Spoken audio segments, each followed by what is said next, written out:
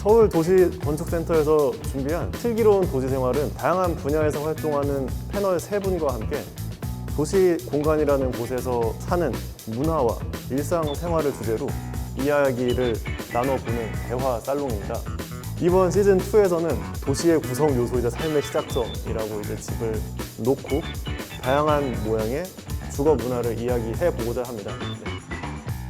이제 본격적인 대화는 이제 아까 소개했었던 3명의 패널들이 이제 차례대로 경험하셨던 여러 가지 이야기들을 조금 편하게 나눠주실 것 같아요. 첫 번째로는 이제 임태병 소장님께서 슬기로운 도시 생활에 대한 챕터를 열어주실 예정입니다. 네, 큰 박수로. 네. 처음에 이거를 기획을 하면서 저한테 연락을 주셨을 때 이제 어느 정도 이런 부분들에 대해서 얘기를 했으면 좋겠다라고 하는 것들이 뭐 도시하고 집의 접점에서 뭔가 거창한 얘기를 하셨는데, 사실은 그 얘기를 저는 요즘에 중간주거라는 이름으로 조금 이제 고민을 하고 작업을 할 때 풀어보려고 노력을 하고 있어요. 근데 이 중간주거라는 거는 원래는 집이었지만 집이 아닐 수도 있고 또 집이 될 수도 있고, 그 상황에 따라 그 공간을 누가 점유하느냐에 따라 집이 됐다가 아닐 수도 있다. 뭐 이런 여러 가지 생각들이 좀 담긴 거고, 집의 일부였다가 그러니까 동네 일부가 되기도 했다가 뭐 이렇게 약간 유연하게 성격을 변화한다는 의미에서 이제 중건주거라는 이름을 붙였어요. 근데 생각보다 이 하우스 비전의 이 현실화되기까지는 여러 가지 벽들이 있고 되게 이제 딜레이가 되면서 오랫동안 준비를 해서 한 4년 정도 준비를 해서 내년에 4월, 5월 정도에 일단 오픈을 하긴 해요. 저는 운이 좋게 이제 해방촌에 제가 가정했던, 그러니까 베이비부머 세대에 어느 정도 경제력이 있고 그 다음에 집에 대한 새로운 생각을 가지신 분이 되게 작은 집을 하나 의뢰를 하셨어요. 거실이, 우린 아파트가 따로 이렇게 약간 가족 간의 집 내부에서는 거실과 주방이 프라이빗하다고 생각하기 쉽지만 다른 사람이 거길 들어오면 남의 집에 들어가는 거거든요. 특히 현관에서 신발을 딱 벗는 순간 이건 정말 허들이 딱 생겨버리는 거예요. 남의 집이라는. 그래서 아무리 편하게 하려고 해도 그게 남의 집이라는 사생활 공간을 침해한다는 심리적인 허들이 있기 때문에 그 부분을 이제 간섭이나 이런 걸 식구들한테 피해를 주지 않고 이제 따로 마련하고 싶다 해서 이제 만드신 건데, 제가 제안을 할 때 그러면 1층에 주방과 식당만, 면적이 크지 않으니까 따로 독립을 시키는데 대신 신발을 신고 들어가게 하자고 제안을 드렸어요. 그리고 나머지 서재를 포함한 프라이빗한 공간은 신발을 벗으세요. 되게 이제 충격을 받으신 거죠, 처음에는. 대문을 열면 바로 1층으로 아무나 들어올 수 있는 상황이 되는 거예요. 그래서 손님을 모셔서 식사를 초대하고 뭐 이런 걸 좋아하시기 때문에 아침에 조찬 회의도 거기서 하시고 대학원 강의도 거기서 하시고, 그리고 동네 사람들 지나가다가 뭐 맞으면 커피도 드시고 하니까 제 생각에 1층이라는 이 공간이 신발을 신고 들어올 수 있게 허들을 낮춰주고 어떤 프로그램을 넣고 이걸 누가 운영하느냐에 따라서 이게 집이 됐다가 아니면 동네 일부가 됐다가 되게 가능성 있는 공간이 되겠다라는 생각이 그때 이제 처음 든 거였었어요. 아, 이건 완전히 사유 공간이어야 되고 이 사유 공간은 관리하고 점유하는 사람이 분명히 있어야 되고 필요할 때 문을 열면 누구나 들어와서 쓸 수 있는 방법들을 찾으면 훨씬 더 효율적일 수도 있겠다라는 생각을. 근데 거기서 건축적으로 해줘야 될 거는 공간이 구분돼야 되고 그 다음에 신발을 벗든 신든 뭔가 그런 장치들이 마련돼야 되겠다라는 생각을 이제 그때 처음 했던 거죠. 저는 집의 형식이나 도시나 주거의 모습들은 개개인의 욕망과 사회적인 욕망을 다 담고 있다고 생각을 해요. 주거가 어떻게 변하느냐는 결국은 사람들의 욕망이 변하는 거고, 욕망이 변하게 되면 주거의 모습이 바뀔 수 있다고 생각을 하는데, 골목길에 10개의 집이 있는데 지금 제가 말씀드린 것처럼 제가 중간 주거라고 막 밀어붙이는 이런 집들이 2개 정도만 있어도 그 동네를 끼고 있는 그 모습, 그 접점의 모습들이 변하잖아요.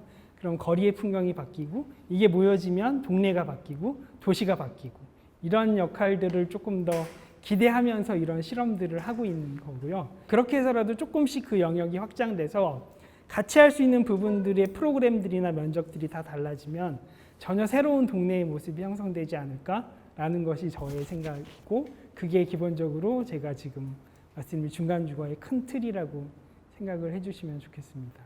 어떻게 보면은 사실 요즘에 많은 청년들이 그런 쉐어하우스, 작은 커뮤니티로서 좀 공용 공간은 크게, 그러니까 어떻게 보면 퍼블릭한 어떤 주방이나 거실이나 이런 공간들은 좀 크게 하고 프라이빗한 공간은 되게 작게 해서 어떻게 보면 개인의 공간도 지키면서 뭔가 퍼블릭한 공간에서의 네트워크를 만드는 게 목적을 하고 있는데 요즘 쉐어하우스 보면은 굉장히 고급 브랜딩화해서 나온 것들도 굉장히 많더라고요.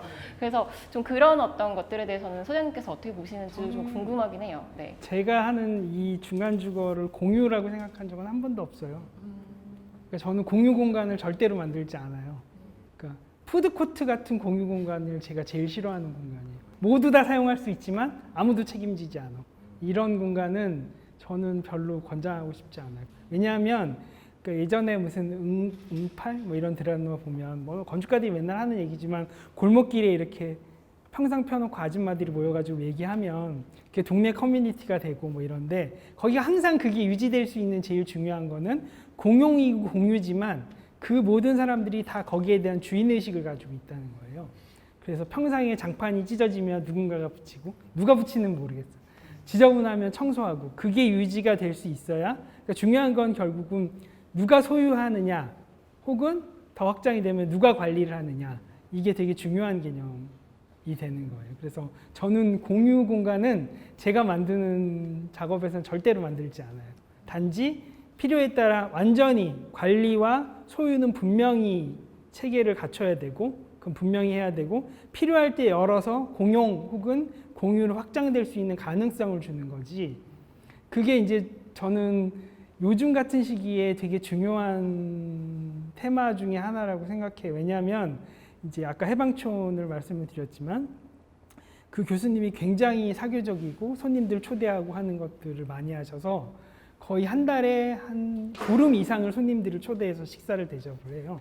그걸 하시다가 이제 코로나 때문에 그걸 못 하시는 거예요. 그러면 도대체 1층에 이렇게 되게 활발하게 열려 있는 동네의 일부 같은 이건 어떻게 되느냐 너무 걱정이스러워서 좀 궁금하던 차에 또 다른 일이 있어서 며칠 전에 한번 연락을 드렸더니 사람들이 너무나 부러워하는 게 이거를 공유로 만들었으면 자기가 어떻게 할 수가 없다는 거예요.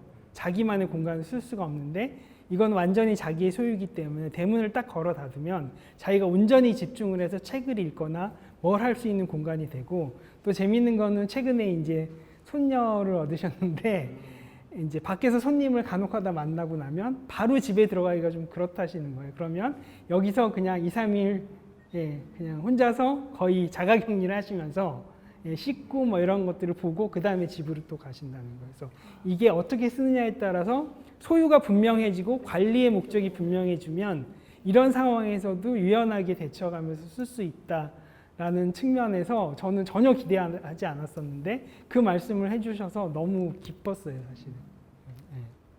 네, 그러면 저희가 첫 번째 챕터는 이렇게 좀 마무리를 짓고 좀 나중에 더 이런 얘기들에 대해서 같이 함께 더 논의할 수 있는 자리가 있었으면 좋겠고, 시간이 더 뒤에 있었으면 좋겠고요. 두 번째로 이제 두 번째 챕터를 열어주실 박찬웅 작가님께서 그 스토리를 되게 듣고 싶어요. 한번 한 땀 한 땀 만들어가신 공간에 대한 이야기들과 함께.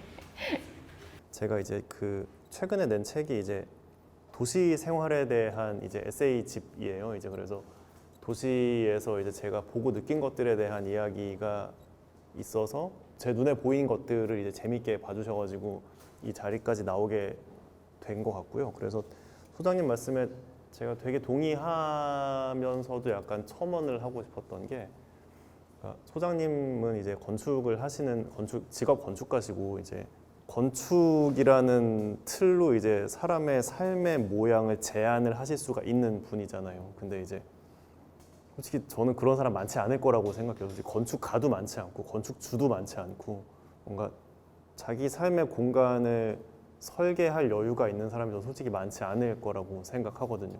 뭐 저는 그래서 제가 막 이상론을 말하기보다 그냥 저는 제가 계속 저의 환경에 적응하고 대응했다고 생각해요. 가지고 있었던 되게 적은 노잣돈의 보증금이 있었고 그래서 이제 그 되게 적은 노잣돈으로 이제 제가 독립을 해야겠다고 결심했을 때 나올 수 있는 동네가 되게 정해져 있었고 예산이 모자라면 여러 가지 인간이 애잔한 경우에 처하게 되잖아요. 뭐 그런 일을 저도 겪었죠. 근데 이게 그래도 사람이 다 그냥 다 맞부딪히면 다 되는구나라는 생각도 전 되게 많이 했어요. 그래서 어떻게 하다가 지금의 동네에서 지금의 주거를 살게 됐냐면요. 그 강남으로 회사를 다니고 있었고 강남에서 1시간 정도 걸리는 곳에 살아야겠다라고 생각했어요. 청담동이든 어디 가든 서울에 싼 집이 없는 동네는 하나도 없고 왜냐하면 노후주택이 있기 때문에 그리고 다행히 또 제가 보안 이슈에 큰 신경을 안 써도 되는 혼자 사는 남자니까 나는 내 몸둘 하나만 한 칸만 있으면 되는데 그래서 하나 더 변수가 필요하다 생각한 게 대학교였어요. 왜냐하면 대학교는 주변에 생활물가가 싸거든요. 도시에서 혼자 사는 거는 나는 부엌을 아웃소싱하는 거라고 생각하면서 살기 시작했었고 근데 그렇게 살면서 이제 주변 친구들의 온갖 비웃음을 사고 집에 냉장고는 없고 저는 코로나 팬데믹 시대가 오기 전까지 집에 냉장고를 안 썼거든요. 그래서 그 아까 말씀드린 편의점이랑도 연결되는 건데 요리를 좋아하지만은 그 집이 요리를 할 수 없다는 구조라는 걸 깨닫고 나는 이제 모든 식생활을 편의점과 식당이 아웃소싱을 한다라고 생각해서 저한테 편의점은 아웃소싱 냉장고였어요. 근데 이제 결론적으로는 제가 이제 이렇게 산 게 멋있어 보이고 싶어서도 아니고 내가 뭔가 무슨 남다른 주거 모델이 되겠다 이런 것도 아니고 그냥 뭐 나의 기호가 있고 그다음에 나의 기호보다 사실은 더 절실한 상수들은 이제 나의 여러 가지 여건들이 있잖아요. 뭐 나의 소득, 뭐 나의 저축, 뭐 나의 뭐 체력, 뭐 이런 것들에 맞춰서 살다 보니까 그냥 저도 모르게 지금의 모습으로 살아버리게 된 거예요.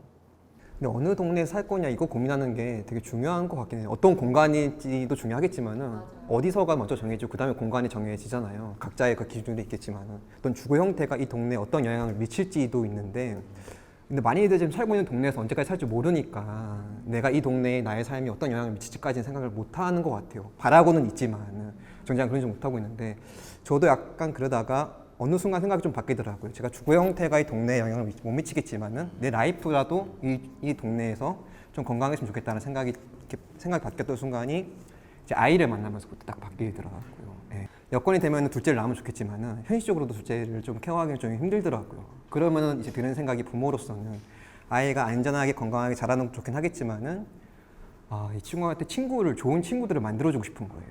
친구들이 마음껏 뛰놀 수 있게끔 하는 거. 근데 그러려면 어떻게 해야 되지라는 생각을 좀 많이 하긴 하거든요. 그러니까 주변에 건강한 친구들, 좋은 친구들하고 같이 이렇게 성장했으면 좋겠어요. 형제가 없다 보니까. 네, 그러면은 마지막으로 제가 하는 챕터가 남아 있습니다. 어떻게 보면은 이제 앞서 두 분께서는 조금 더 그 주거 생활 이런 부분들에서 많이 말씀해 주셨다면 저는 조금 더 어떻게 보면은 동네에서의 어떻게 라이프들 특히나 어떤 일과 관련된 라이프들을 만들어가는지에 대해서 좀 더 말씀을 해드릴 것 같아요. 그러니까 제가 이런 예술가로서 어떤 삶을 살아야 되는 건가라는 고민을 되게 계속 하고 있을 때 사회적 기업가라는 어떤 소셜 앙터프로녀라는 어떤 개념들을 좀 우연한 계기에 친구한테 접하게 되고 그 사회적 기업가라는 어떤 소셜 앙터프로녀들은 사회적인 어떤 문제라든지 이런 것들과 실제 치열하게 부딪혀가며 그 안에서 같이 살면서 그 고민의 결들을 삶에 녹여내면서 어떻게 하면 지속 가능한 방식으로 해결할지에 대해서 고민하는 어떻게 보면은 파이오니어다. 이런 좀 정의들을 봤을 때 굉장히 저한테 끌렸었어요. 나도 저런 삶을 살아보고 싶어. 그래서 처음에 이런 프로그램을 하면서 만났던 이제 친구들이 창신동에 있었던 지역아동센터 어린이들이었었어요. 그러다 보니까 이 동네에서 가장 시간이 많았던 아이들과 동네를 계속 돌아다니면서 이 동네의 굉장히 다양한 모습들을 볼 수 있었던 것 같아요. 그러다 보니까 이 아이들을 통해서 그리고 또 길을 돌아다니다 보면은 사실 부모님을 굉장히 많이 만나요. 왜냐하면 그 부모님이 거기서 일을 하고 계시니까 그 골목에서.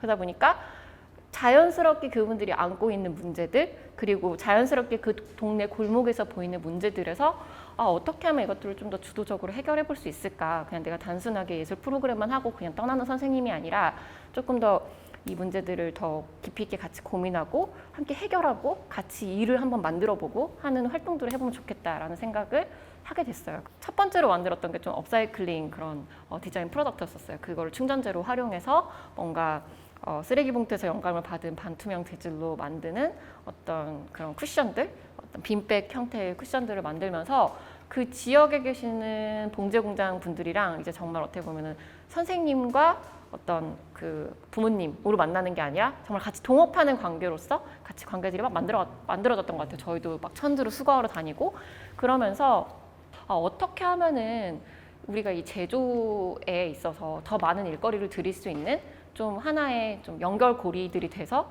하나의 어떻게 보면은 판을 열어드리는 그런 좀 플랫폼이 될 수 있을까에 대한 좀 고민들로 자연스럽게 연결되더라고요. 그래서 또 혹은 많은 크리에이터들이 제조를 하고 싶어도 못하는 이유는 공장을 어디서부터 컨택해야 되는지, 어떻게 원가 관리를 해야 되는지, 어떤 방식으로 내가 이런 것들을 모든 관리들을 아까 빼곡하게 같이 사슬이 있다는 건 그만큼 관리하기가 어렵다는 거고 어디를 먼저 진입해야 되는지 모른다는 것도 마찬가지예요. 그래서 저희가 어떻게 보면 이 동네에서 뭐 구르고 같이 활동하고 하면서 만들어 왔었던 이런 네트워크들을 어떻게 하면은 조금 더 그런 진입 장벽 없이 1인 크리에이터들, 다양한 크리에이터들이 쉽게 접속할 수 있는 좀 그런 제조의 플랫폼이 될 수 있을까라는 고민들을 요즘엔 하면서 좀 온라인으로 이런 제조의 어떤 좀 수요들을 받고 그런 것들을 지역에 좀 드릴 수 있는 플랫폼을 운영을 하면서 계속 해오고 있습니다.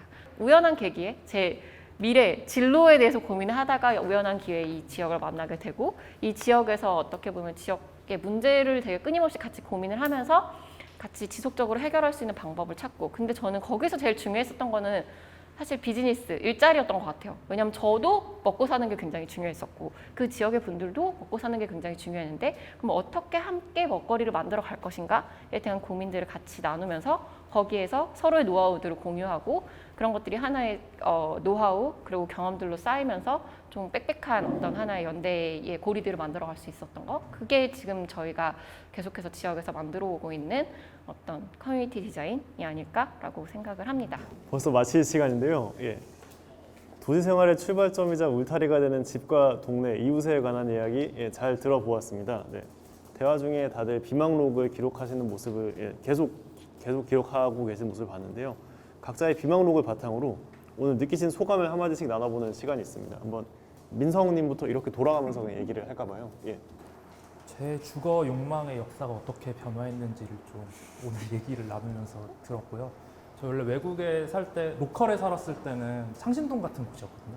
다 제가 학점이 몇 점 나왔는지까지 다 아니까 대도시에 살 때는 무조건 원룸을 살게 되더라고요. 한국에 왔을 때는 재정 건전성이 안 좋아져서 쉐어하우스에 살았는데 모든 사람들이 청소를 하지 않으니까 그게 너무 짜증나서 재정 건전성을 지키면서 혼자 살 수 있는 공간을 얻어야겠다라고 생각해서 전세 공간을 얻게 됐거든요. 제 다음에 욕망의 종착지가 어디가 될지 좀 궁금하다는 생각을 했습니다. 네. 네, 저도 오늘 이야기 들으면서 조금 많이 들었고 좋은 말씀 너무 많이 들었고 집이라는 것을 얘기하다 보니까 할 얘기가 너무 많기도 하고요. 각자도 라이프가 다르다 보니까요. 그러면서 들었던 생각이 어느 동네에서 어떻게 살 것인가를 고민하면서 지금의 변화한 내 모습을 자꾸 마주하게 되는 것 같아요. 앞으로도 계속해서 달라질 거잖아요. 우리 상황이 여기서 머무르지 않고요. 그럴 때마다 내가 지금 살고 있는 곳을 고민하면서 내가 언제 이렇게 달라졌지? 이런 거를 그냥 불현듯 마주하게 될 것 같아요. 예, 앞으로도 더 저도 그럴 것 같고요. 그러면서 이렇게 내가 진짜 좋아하는 게 뭘까? 앞으로 어떤 방향으로 살아가야 될까? 이 생각이 연장선상으로 될 것 같고요. 오늘 이런 생각을 할 수 있게끔 좋은 이야기 많이 들려주셔서 너무 감사하게 생각하고 있습니다. 사실 창진동 골목이 굉장히 깜깜하고 좀 무서워요. 혼자서 내려가기. 근데 거기에 막 밤새 이제 불 켜져 있는 이제 밤 늦게까지 막 12시 넘어서까지 일하고 계신 분들 보면은 뭔가 좀 약간 안도가 되는 거예요. 여기서 내가 이렇게 내려가도 별로 무섭지 않다. 약간 이런 느낌도 들고. 그러니까 그런 게 진짜 저도 어떻게 보면은 이 도시 생활에 있어서 어떻게 우리가 서로가 믿을 수 있는 어떤 하나의 관계들을 만들어 가는가? 이게 되게 중요한 것 같아요. 그게 주거에서도 그렇고 어떤 일을 하는 관계에서도 그렇고 그래서 오늘 그런 부분들에서 어떻게 공간적으로 혹은 그리고 내가 내 집을 꾸려가는 데 있어서 여러 가지 것들을 고려해 가면서 그런 신뢰를 만들어 갈 수 있을까에 대해서 되게 많이 고민하게 되는 시간이었던 것 같습니다. 네. 생각보다 큰 인사이트를 얻어가는 것 같고요. 여러 가지 좋은 얘기들이 나와서 막 적느라고 정신이 없었는데 그래서 아까 제가 욕망이 결국은 집에 반영된다고 했지만 전 오늘 말씀을 듣고 그거 플러스 그냥 개인이 그냥 집 아닌가라는 생각이 조금 들었습니다. 예. 네, 그럼 이제 정말 마무리할 시간인데요. 예. 지금까지 서울도시건축센터 모두의 라운지에서 진행한 슬기로운 도시생활 시즌2 도시를 만들고 연결하는 집이라는 주제로 두 번째 대화에 함께해 주셔서 감사드리고요. 시즌3에는 더 많은 분들과 대화할 수 있길 바라겠습니다. 예, 감사합니다. 예.